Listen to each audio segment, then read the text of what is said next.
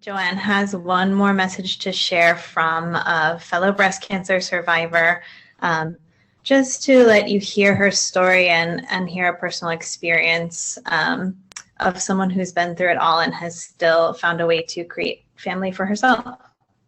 Yeah, thanks for that introduction, Bree. And she really meant to make it live, but she had a family emergency. So, but she was sweet enough to do a recording. So I will play that. And the audio is a little bit soft, but I did add some captions. So it will, if you could just give me a second. Everybody, thank you all for having me this evening. My name is Jaclyn Seiner. I live in Illinois, so there is quite a time difference between us. So I apologize for the recording. We are also having a little cancer situation over in my family house, so I do have to send this via recordings, and I do apologize. But please, at any time you have any questions, reach out to me. I'm an open book, 100%. I would love to speak to anybody. As I said, my name is Jaclyn Seiner. I live in Illinois. I was diagnosed with breast cancer at the age of 34. My husband and I had just gotten married about 4 months prior to my diagnosis. About 2 years later, I was diagnosed metastatic in 2018, and my breast cancer, which is HER2 positive, had spread to my brain. So I do have brain mets, and for the last few years, I have undergone treatment oral chemo pills, intravenous chemo, brain radiation, and also brain surgery. I am currently stable, and I guess you could say I'm probably NED, no evidence of disease at the current moment. And with that being said, my husband and I decided that since my health was on the incline and I was doing well in managing my metastatic cancer, that it was time for us to explore our options of starting a family, which we always wanted. 4 months after we got married, we would have tried, immediately right away. But of course, breast cancer had a different plan for us. So, 4 short months ago, we welcomed twin babies into the world and into our home via surrogacy. We were part of a compassionate surrogacy agreement, which is the surrogacy of somebody that you care and love. It was my cousin that was our surrogate. We had one transfer in January of 2021, and it did not take, and we chose to wait a month or two after that. We had another transfer in March of 2021.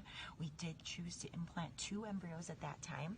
The embryos were my egg cells and my husband's sperm from way back in 2016 when I was initially diagnosed with breast cancer. We did harvest my egg cells and make embryos at that time for this option. We were hoping that I would be able to carry the children and implant into my own body, but when I became metastatic, that was no longer an option. So we decided to go about surrogacy. My cousin was so kind to offer to help us, and we took her up on that offer about a year after she actually offered, because my health did decline for a little while, but once we were on the upswing, we decided that it was time to not wait any longer and that we wanted to jump on the chance while we had it. We went through the process of surrogacy.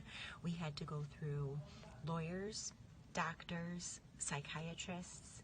There were so many, I don't want to necessarily say obstacles, but there were so many things that we had to checklist, I guess you could say, cross off the list, that we weren't necessarily aware of, because this is obviously a process that not a lot of people go through. I try to share my story as much as I can, because I don't know if many people within the cancer community or not will really experience a surrogate story in their life. Our children were born 9 weeks early, and our surrogate did reside in New York, so we spent about 5 weeks with them in New York. They were in the NICU. My son was in the NICU for about 35 days, and my daughter was in the NICU for about 25 days. So we did spend some time out in Buffalo, New York, even though we live in Illinois. And we were there to help them thrive and to get better and to get strong and big enough to come home. They came home with us just before Thanksgiving in November, and they are thriving at the current moment. My son is about 14 pounds, and my daughter, Ruth, is about 12 pounds, My son's name is Leo. Ruth was born weighing 3 pounds 7 ounces, and Leo was born weighing 4 pounds 1 ounce. They both went through a few minor setbacks, I guess you could say, in the hospital, but nothing too major. They were both very well taken care of in the NICU, and we had an amazing team. It was a process that was blood, sweat, and tears. There were moments we were happy and on cloud nine, and there were moments we were sad and crying and scared. So it was definitely a range of emotions that we've been going through. We've also been going through a range of emotions for the last 4 months. One of the big things as a cancer patient that I want to share that I think will be helpful and hopefully, strike a chord with everybody, but I don't regret any of my decisions to go through with this process, but there is a very fear inside, deep down in my heart that I don't want my children to be mad at me that I went through this process. I very well went through this process knowing that I have stage 4 breast cancer and that I have mets to my brain, and I don't know what life holds for me, and I brought children into this world knowing that.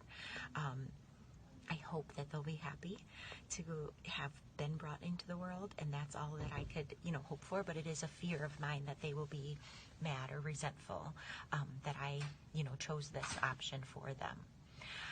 As I mentioned, I really hope that I could speak to any and every one of you further. I will share my information with Joanne, and if anybody is willing to or has questions and wants to reach out to me, I am more than happy to take those questions. I hope everybody has a great conference this evening, and I hope to hear from you all again soon, and I hope next time I can join live. I do apologize coming in pre-recorded, but thank you. So that was Jackie's story, and I just want to share some pictures that she shared of her babies.